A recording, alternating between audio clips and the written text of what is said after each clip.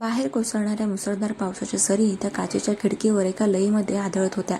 तो आवाज केबिनच्या शांततेत अधिकच स्पष्ट ऐकू येत होता. मयुरी नुकतीच तिथून निघून गेली होती, पण तिच्या पावलांचा आवाज आणि तिच्या हाय हिल्सची ती मंद झालेली थपथपाट अजूनही अनिकेतच्या कानामध्ये गुंजत होती. त्याने त्याचे दोन्ही हात त्या मोठ्या लाकडी टेबलवर टेकवले. त्याची बोटं फाईलच्या कडांवर इतकी घट्ट आवळली गेली होती की त्याच्या हाताच्या नसा स्पष्ट दिसू लागल्या होत्या. तो तसाच निश्चल उभा राहिला, जणू त्याचा श्वास काही क्षणांसाठी तिथेच थांबला होता. त्या आलिशान केबिनमध्ये एसीचा गारवा 18 अंशावर होता, पण अनिकेतच्या मनातील उष्णता आणि अस्वस्थता कमी होण्याचं नाव घेत नव्हती. हवेमध्ये अजूनही मयुरीच्या अस्तित्वाची जाणीव करून देणारा तो चंदनाचा आणि पावसाच्या पहिल्या टिपकांसारखा संमिश्र सौम्य सुवास रेंगाळत होता. हा सुवास अनिकेतसाठी नवीन नव्हता. कॉलेजच्या त्या 5 वर्षात जेव्हा जेव्हा मयुरी त्याच्या जवळ असायची, तेव्हा तेव्हा हाच सुवास त्याच्या अवतीभोवती असायचा. तो सुवास आज 10 वर्षांनंतर पुन्हा एकदा त्याच्या श्वासामध्ये मिसळला होता, ज्यामुळे त्याच्या मनातील जुन्या आठवणींचा निखारा पुन्हा एकदा पेटून उठला होता. अनिकेतने हळूच डोळे मिटले. डोळे मिटताच त्याला समोर दिसली ती आजची गंभीर प्रोफेशनल मयुरी नाही, तर 2016 मधली ती अवखळ निष्पाप मयुरी. रुईयाच्या कॉलेजचा तो विस्तीर्ण कट्टा, तिथे पडणारा पावसाचा पहिला सडा आणि मित्रांच्या घोळक्यामध्ये गिटार वाजवणारा स्वतः अनिकेत.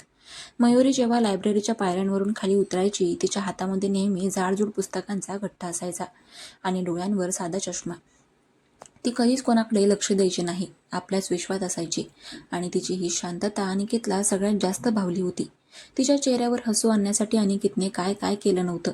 तिच्या नकळत तिच्या स्केचबुकच्या शेवटच्या पानांवर स्वतःची वेडीवाकडी कार्टून्स काढून ठेवणं, ती ज्या बसस्टॉपवर उभी राहायची तिथे तासनतास आधीच जाऊन तिच्या येण्याची वाट पाहणं, तिच्या आवडीची गाणी गिटारवर वाजवून तिला ऐकवणं, त्या सगळ्या आठवणी एकामागून एक त्याच्या बंद डोळ्यांसमोरून एखाद्या चित्रपटासारख्या धावू लागल्या. त्यांच्यातली ती मैत्री, त्या मैत्रीचं हळूहळू प्रेमात झालेलं रूपांतर आणि एकमेकांवर असलेला तो आंधळा अथांग विश्वास, ते फक्त प्रेम नव्हतं, ते एकमेकांचं जग होतं. पण एका रात्रीत असं काय बदललं? फायनल इयरचा शेवटचा पेपर संपून जेव्हा दोघे आनंदाने बाहेर पडले, तेव्हा मयुरीने त्याला मिठी मारून म्हटलं होतं, अनिकेत, आपण कधीच दूर नाही ना होणार.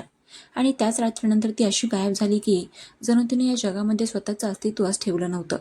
अनिकेतने तिला शोधण्यासाठी आपली सगळी ताकद पणाला लावली होती. तिच्या भाड्याच्या खोलीमध्ये राहायची, तिथे गेला तर दाराला मोठं कुलूप होतं. घरमालकाला विचारलं तर त्याने सांगितलं की ते रातोरात सामान बांधून निघून गेले. कुठे गेले ते माहिती नाही. तिच्या मैत्रिणींना फोन केले तर कॉलेजच्या ऑफिसमध्ये चौकशी केली, पण कोणाकडेच तिची कोणतीही माहिती नव्हती. मयुरी जणू एक स्वप्न होती. ती सकाळ होताच हवेमध्ये विरून गेली होती. सर, सर, निलेशच्या आवाजाने अनिकेतच्या विचारांची ती जुनी रेशमी साखळी अचानक तुटली. अनिकेतने दचकून डोळे उघडले. त्याच्या डोळ्यांमध्ये क्षणभर आलेली ती जुनी अगतिकता आणि हळवेपण त्याने अत्यंत वेगाने बाजूला सारलं आणि तो वेगाने एकदा आपल्या बिझनेसच्या हेडच्या कठोर भूमिकेत शिरला. तो मागे वळला. निलेश दारापाशी उभा होता. त्याच्या हातामध्ये काही फाईल्स आणि लॅपटॉप होता. काय आहे निलेश? अनिकेतने आपला कोट ठीक करत विचारलं. त्याचा आवाज नेहमीसारखाच करडा आणि अधिकृत होता. सर, राहुल आणि पूर्ण डिझायनिंग टीम मुख्य मीटिंग रूममध्ये रेडी आहे. द स्कायलाईन प्रोजेक्टचे मुख्य क्लायंट्सही आले आहेत. ते तुमची वाट पाहत आहेत. प्रेझेंटेशन सुरू करायचं आहे, निलेशने अतिशय नम्रतेने सांगितलं. अनिकेतने त्याच्या महागड्या मनगटे घड्याळाकडे पाहिलं. मीटिंगची वेळ झाली होती. त्याने टेबलवरची अर्धवट राहिलेली पूर्णपणे गार झालेली कॉफी तशीच सोडून दिली. लॅपटॉप उचलला आणि म्हणाला, चल. तो कॉरिडॉर रूममधून मीटिंग रूमच्या दिशेने चालू लागला. तिथल्या चकचकीत फरशीवर त्याच्या बुटांचा खंबीर आवाज उमटत होता. पण त्याच्या मनामध्ये चाललेलं वादळ मात्र शांत झालं नव्हतं. तो जितका पुढे जात होता तितकेच मयुरीचे ते शेवटचे शब्द त्याच्या डोक्यांमध्ये फिरत होते. प्रोफेशनल लाईफ आहे सर, वैयक्तिक गोष्टी आणि काम मी कधीच एकत्र करत नाही. तिने इतक्या सहजपणे त्यांच्या त्या 5 वर्षांच्या भावनांना वैयक्तिक गोष्टी म्हणून एका वाक्यात गुंडाळून ठेवलं होतं. हे अनिकेतच्या मनाला सारखं टोचत होतं. मीटिंग रूमचा मोठा काचेचा दरवाजा उघडून अनिकेत आतमध्ये गेला. रूममध्ये एक मोठी ओव्हल आकाराची लाकडी टेबल होती. त्याच्या अवतीभोवती क्लायंट्स आणि त्याचे कर्मचारी बसले होते. अनिकेत मुख्य खुर्चीवर बसला. राहुलने प्रेझेंटेशन स्क्रीनवर ऑन केलं. पडद्यावर 3D मॉडेल्स आणि इमारतींचे अंतर्गत आराखडे दिसू लागले. अनिकेत स्क्रीनकडे पाहत होता, पण त्याचं लक्ष त्या रेषेवर किंवा भिंतीवर नव्हतं, तर त्या डिझाईनच्या मागे असलेल्या मयुरीच्या विचारांवर होतं. तीच संकल्पना, निसर्गाला आणि मानवी भावनांना एकत्र आणण्याची तीच पद्धत, ही मयुरीची स्वाक्षरी होती. कॉलेजमध्ये असताना ती नेहमी म्हणायची, अनिकेत, माणसाने कितीही प्रगती केली आणि सिमेंटची मोठी जंगलं उभी केली तरी त्याला श्वास घेण्यासाठी आणि शांततेसाठी निसर्गाचीच गरज असते. म्हणून माझ्या डिझाईन्समध्ये नेहमी भरपूर खिडक्या, नैसर्गिक उजेड आणि इनडोअर झाडं असतील. अनिकेतने नकळतपणे खोल सुस्कारा सोडला. तिने तिची ही कला, तिची शैली गेल्या 10 वर्षांमध्ये अधिकच समृद्ध केली होती. क्लायंट्सना ते प्रेझेंटेशन प्रचंड आवडलं. मुख्य क्लायंटने आनंदाने टाळ्या वाजवल्या आणि म्हणाला, अप्रतिम मिस्टर सावंत, तुमची नवीन डिझायनर खरोखरच विलक्षण आहे. या प्रोजेक्टची संकल्पना खूपच वेगळी आणि आजच्या काळाला साजेशी आहे. आम्ही हा प्रोजेक्ट कोणत्याही अटीशिवाय फायनल करत आहोत. कॉंग्रॅच्युलेशन्स. अनिकेतने चेहऱ्यावर एक व्यावसायिक हसू आणलं आणि खुर्चीवरून उठून क्लायंटशी हस्तांदोलन केलं. Thank you sir. आमची कंपनी तुम्हाला सर्वोत्तम काम करून देईल, याबद्दल खात्री बाळगा. मीटिंग संपली. क्लायंट्स आनंदाने निघून गेले. रूममध्ये आता फक्त राहुल आणि अनिकेत उरले होते. राहुल खूप उत्साहात होता, कारण एवढा मोठा आणि कोट्यवधी रुपयांचा प्रोजेक्ट त्यांच्या हाताला लागला होता. राहुल अनिकेतजवळ आला आणि म्हणाला, sir, Mayuri madam really genius आहेत ना. त्यांनी अवघ्या काही दिवसांमध्येच हा अख्खा आराखडा तयार केला. त्यांच्यासोबत काम करणं खूप सोपं जाईल. अनिकेतने राहुलकडे एक थंड आणि तीव्र कटाक्ष टाकला. त्याचा तो लूक पाहून राहुलचा उत्साह क्षणामध्ये मावळला. काम चांगलं आहे, पण मला अजून परफेक्ट हवंय. मयुरी जोशी यांना सांगा की उद्या सकाळी 9 वाजता मला कॉन्फरन्स रूमच्या रंगाचे आणि फर्निचरचे वेगवेगळे पर्याय माझ्या टेबलवर हवेत. कामाच्या बाबतीत मला उशीर किंवा निष्काळजीपणा अजिबात चालत नाही, समजलं? अनिकेत एवढं बोलून तरातरा निघून गेला. राहुल बिचारा तिथेच गोंधळून उभा राहिला. त्याला समजलं नाही की कंपनीला एवढा मोठा प्रोजेक्ट मिळूनही बॉस एवढा चिडलेला आणि कडक का वागतोय. दुसऱ्या बाजूला मयुरी ऑफिसच्या इमारतीबाहेर पडली होती. मुंबईतला पाऊस आता रौद्र रूप धारण करत होता. आकाशात विजा कडाडत होत्या आणि रस्ते पाण्याने भरून गेले होते. तिने आपली छत्री उघडली, पण वाऱ्याच्या वेगवान झोतामुळे छत्री हातामध्ये धरून ठेवणंही तिला कठीण जात होतं. ती रस्त्याच्या कडेला येऊन उभी राहिली आणि अत्यंत अस्वस्थपणे टॅक्सीची वाट पाहू लागली. तिचे हातपाय अजूनही थरथरत होते. अनिकेतच्या समोर असताना तिने स्वतःच्या भावनांवर जो ताबा मिळवला होता तो आता पूर्णपणे सुटत चालला होता. तिच्या डोळ्यांसमोरून अनिकेतचा तो केबिनमधला चेहरा, त्याचा तो बदललेला घुगरा आवाज आणि त्याच्या मनगटावरचा तो यम अक्षराचा टॅटू हलत नव्हता. मयुरीने तिच्या डाव्या हाताचे स्वतःच्या छातीवर हात ठेवला. तिचं हृदय इतक्या वेगाने धडधडत होतं की तिला स्वतःचा श्वास जड वाटू लागला. अनिकेत, तू अजूनही तो टॅटू पुसला नाहीस. तू अजूनही माझ्यावर तितकंच रागावला आहेस ना? पण माझ्या मनात काय चाललंय? मी त्या रात्री तुला न सांगता का निघून गेले हे मी तुला कसं सांगू? मयुरीच्या डोळ्यांमधून पाणी वाहू लागलं, जे तिच्या गालांवरून उघळून पावसाच्या पाण्यामध्ये मिसळून गेलं. तिच्या मनामध्ये त्या रात्रीचा तो काळा भूतकाळ पुन्हा एकदा जागृत झाला. एक असं सत्य, एक असं रहस्य जे तिने गेल्या 10 वर्षांपासून स्वतःच्या हृदयामध्ये अत्यंत खोलवर दाबून ठेवलं होतं.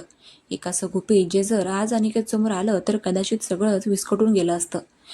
कित्येक लोकांची आयुष्य बदलली असती. मयुरीने आपले डोळे घट्ट मिटून घेतले आणि स्वतःच्या मनाला बजावलं, नाही मयुरी, तू आता मागे वळून बघू शकत नाहीस. तू भूतकाळामध्ये जगू शकत नाहीस. तुला आजच्या वास्तवाचा सामना करावाच लागेल. पण अनिकेतला रोज समोर पाहणं, त्याच्याशी व्यावसायिक नातं निभावणं तिच्यासाठी एखाद्या मोठ्या अग्निपरीक्षेपेक्षा कमी नव्हतं. तेवढ्यात एक रिकामी टॅक्सी तिच्यासमोर येऊन थांबली. मयुरीने घाईघाईने छत्री बंद केली आणि ती आतमध्ये बसली.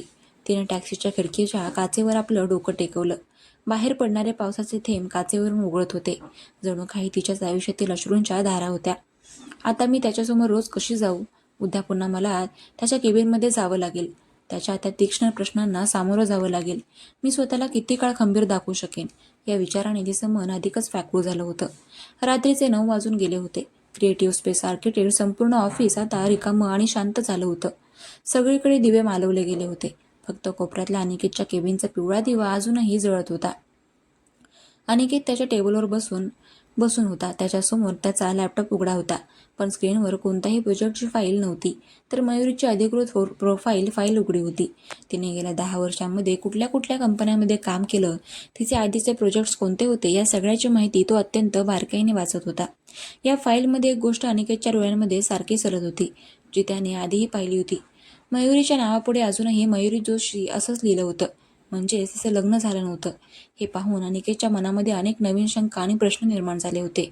जर हिचं लग्न झालं नाहीये तर ही अशी अचानक का गायब झाली होती? हिने केवळ स्वतःच्या करिअरसाठी मला सोडलं का? की हिच्या आयुष्यात दुसरं काही घडलं होतं? या प्रश्नांची उत्तरं फक्त आणि फक्त मयूरच देऊ शकत होती. त्याने रागारागात लॅपटॉपची स्क्रीन धाडकन बंद केली. तो खुर्चीवरून उठला. त्याचा कोट त्याने हातामध्ये घेतला आणि तो केबिन बाहेर पडला. ऑफिसच्या पार्किंग लॉटमध्ये त्याची काळी ऑडी गाडी पुन्हा थांबली होती. तो गाडीमध्ये बसला आणि त्याने इंजिन स्टार्ट केलं. गाडी मुंबईच्या रात्रीच्या रस्त्यांवरून वेगाने धावू लागली. पाऊस आता थोडा शांत झाला होता, पण रस्त्यांवर अजूनही साचलेलं पाणी गाडीच्या चाकांवरून उडत होतं. अनिकेतने गाडी चालवताना म्युझिक सिस्टीम ऑन केली, पण रेडिओवर एक जुनं विरहाचं गाणं वाजू लागताच त्याने ते वैतागून बंद केलं. आज त्याला कोणत्याही गाण्याची गरज नव्हती. त्याच्या मनामध्ये आधीच विचारांना खूप मोठा कोलाहल सुरू झाला होता. गाडी चालवता चालवता अनिकेतचं लक्ष अचानक रस्त्याच्या कडेला असलेल्या एका जुन्या कॅफेकडे गेलं. द रोस्टेड बीन्स कॅफे हे तेच कॅफे होतं जिथे कॉलेजच्या दिवसांमध्ये तो आणि मयुरी तासंतास बसून कॉफी प्यायचे, भांडायचे आणि भविष्याची स्वप्न पाहायचे. या कॅफेच्या प्रत्येक कोपऱ्यामध्ये त्यांच्या प्रेमाच्या आठवणी दडलेल्या होत्या. अनिकेतने नकळतपणे गाडीची गती कमी केली आणि गाडी कॅफेच्या समोर पार्क केली. तो गाडी बाहेर पडला. कॅफेच्या काचेच्या दरवाजातून आतला पिवळा उबदार स्पर्श प्रकाश बाहेर पडत होता. तो आतमध्ये गेला. कॅफेमध्ये फारशी गर्दी नव्हती. फक्त 1-2 टेबल्सवर लोक बसले होते. कोपऱ्यातल्या एका टेबलवर पिवळ्या डिमलाईटच्या खाली एक मुलगी पाठ करून बसली होती. तिच्या हातामध्ये कॉफीचा मग होता आणि ती खिडकीबाहेर पडणाऱ्या पावसाकडे पाहत होती. तिच्या बसण्याच्या पद्धतीवरून, तिच्या त्या खांद्याच्या ठेवणीवरून अनिकेतला क्षणामध्ये ओळख पटली. ती मयुरीच होती. अनिकेतची पावलं तिथेच थांबली. त्याच्या मनात आलं की इथून गपचूप निघून जावं, पण त्याचं मन त्याच्या बुद्धीवर हावी झालं. तो सावकाश पावलं टाकत तिच्या टेबलाच्या दिशेने गेला. मयुरी खिडकीबाहेर बघण्यामध्ये इतकी मग्न होती की तिला कोणीतरी जवळ आल्याची जाणीवच झाली नाही. इथेही व्यावसायिक गोष्टींवरच विचार चालू आहे की जुन्या पडक्या आठवणींवर? अनिकेतचा तोच उपरोधिक पण धारधारा आवाज मयुरीच्या कानावर पडला. मयुरी दचकली. तिने दचकून मान वर करून पाहिलं. समोर अनिकेत उभा होता. त्याचा कोट त्याच्या हातामध्ये होता आणि तिचे डोळे थेट तिच्या डोळ्यांमध्ये पाहत होते. जणू ते तिच्या मनातलं रहस्य वाचण्याचा प्रयत्न करत होते. मयुरीच्या हातातील कॉफीचा मग किंचित हलला. तिने स्वतःला सावरलं. मिस्टर अनिकेत, तुम्ही इथे? हे कॅफे काही तुझ्या एकटीच्या मालकीचं नाही आहे मयुरी. मीही इथे आधी यायचो, कदाचित तुझ्यापेक्षा जास्त वेळा. अनिकेत असं म्हणून ती परवानगी देण्यापूर्वीच तिच्या समोरच्या खुर्चीवर बसला. मयुरी काही न बोलता आपली नजर पुन्हा कॉफीच्या मगकडे तिने वळवली. कॅफेमध्ये एक अस्वस्थ करणारी जड शांतता पसरली होती. बाहेर पडणाऱ्या पावसाचा संथ आवाज आणि कॅफेमधील बॅकग्राऊंड म्युझिकचा हलका सूर यांच्याशिवाय तिथे कोणताही आवाज नव्हता. दोघेही काही वेळ शांत बसून राहिले. अनिकेत मयुरीच्या चेहऱ्यावरील बदललेले भाव टिपत होता, तर मयुरी स्वतःच्या मनातील वादळ लपवण्याचा आटोकाट प्रयत्न करत होती. त्यांच्यात कोणताही संवाद झाला नाही, पण त्या शांततेनेच खूप काही बोललं जात होतं. मनाने घेतलेल्या त्या अनपेक्षित भेटीनंतर मयुरीने शेवटी आपली बॅग उचलली, कॉफीचा मग तसाच टेबलावर ठेवला आणि ती खुर्चीवरून उठली. तिने अनिकेतकडे न पाहता घाईघाईने कॅफेबाहेर पाऊल टाकलं. अनिकेत तिला जाताना फक्त पाहत राहिला. त्याने तिला अडवण्याचा प्रयत्न सुद्धा केला नाही, कारण त्याला ठाऊक होतं की घाई करून चालणार नाही. रहस्य जितकं घडत होतं तितकीच त्याची उत्तरे मिळायला वेळ लागणार होता. मयुरी पुन्हा एकदा एका टॅक्सीमध्ये बसून निघून गेली आणि अनिकेत त्या कॅफेच्या अंधुक प्रकाशामध्ये तसाच एकटाच विचार करत बसून राहिला.